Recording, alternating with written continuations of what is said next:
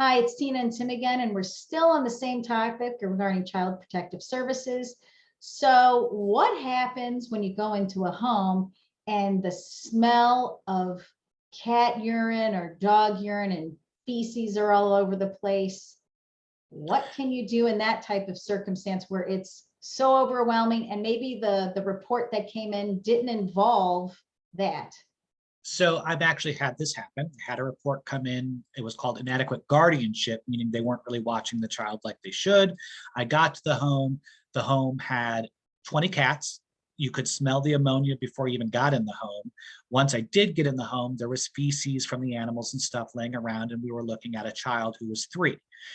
So that home is a danger and poses a risk to that family. So what happened was we then did what's called an immediate emergency removal. The family had to vacate the home. The child was not allowed back in. Now, I didn't take the child. The family could take the child and go somewhere with another family or a hotel, and then they're given a certain amount of time to clean and rectify the problem before they can go back in or bring the child back in. Wow, that's really good to know because sometimes people think it's punitive when in fact you're there to help.